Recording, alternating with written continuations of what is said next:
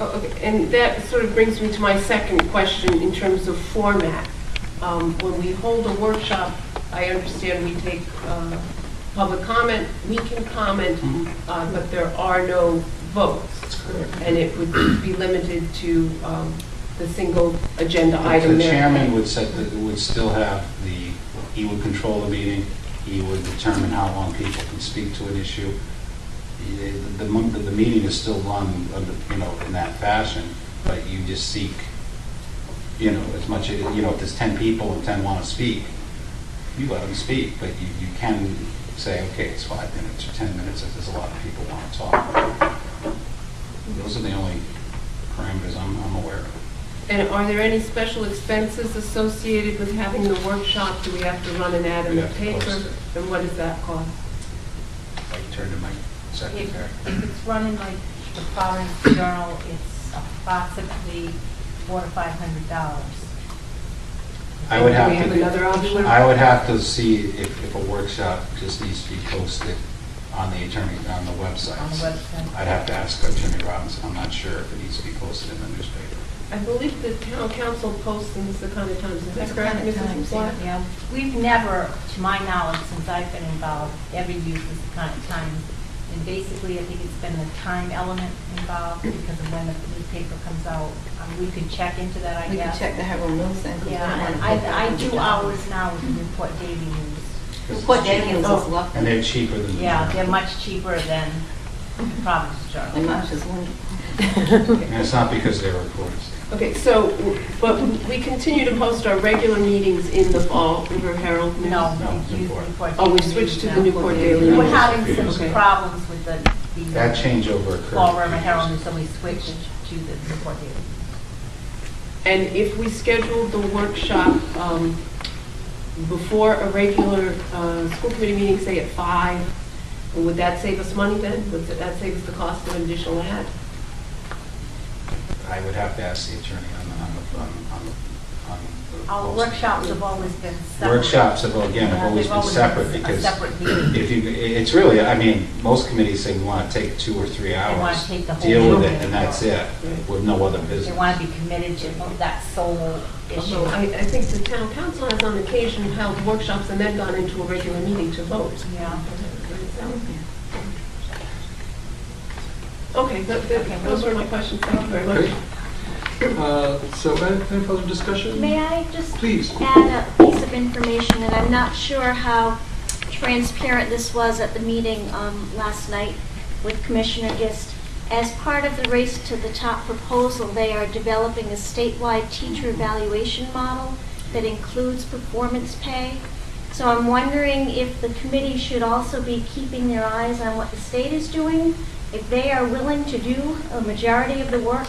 As Carol mentioned, it took them 4 years and national experts to be involved, and I know that's what Rhode Island is thinking.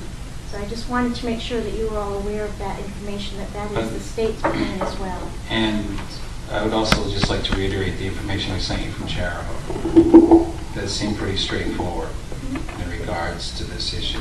It didn't seem like, it didn't seem that difficult. I'm sure they're going to put their time in because they have to create the document, but, you have the state and the commissioner working on her plan that she'll submit to the board of regents, and you have the district just a couple of weeks ago approving it. Mrs. Salmon, the state is the one who will be filing for the Race to the Top fund. Yes. And then do we ask to be party to that so that we as a district get some of the funds, or how would that work? To my knowledge, this is how it would work. It would be in the same way that districts requested to be involved with the Dana Center. So we would submit an application. So for the various components of the Race to the Top grant that the state submits, we would say that we would like to be part of the teacher evaluation model. And so we would submit a request to be part of that process. And I had a meeting at the state level this week, and that's where all of this was explained to me. It was with all of the curriculum directors from the state, and Marianne Snyder, who was working with Commissioner Gist to write the grant. So this would be a statewide teacher evaluation model that districts would have the option of using. but it would be based on national models and would include performance.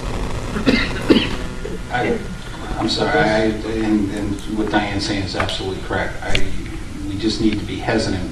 One of the main pieces of this is a funding mechanism, which Danielle alluded to. We've already seen what the state has done with federal monies. And I'm not saying, I mean, it would be great if the state could win one of those grants, but we have to be very careful. We can't just assume that the funds will be released like we thought the ARA money was going to be released to Equally us. shared between communities. And plus, it's going to be shared, and even if it's a grant format, you apply, and if RIDE has some control over that, there's going to be a record of funds going to districts.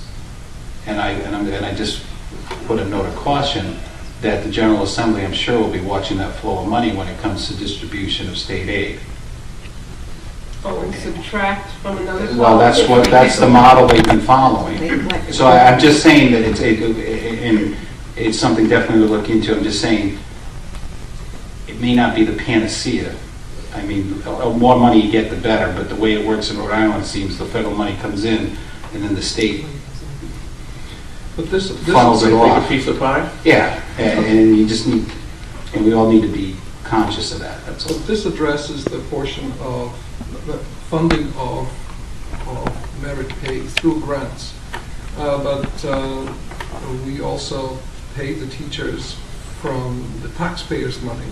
And there could be some system, fair and square, open for participation, giving everyone equal chance to actually incorporate merit pay using the money which we normally use for raises. Not that we have any right now, but this discussion is not for now anyway. The discussion is for the future. And because something like this, it's going to take a while to find common ground and see that this is going to be to the benefit of everyone, that no one is going to be left without a chance to participate. For example, someone who teaches I don't know, art or shop or cooking, where you don't necessarily have any testing, state testing.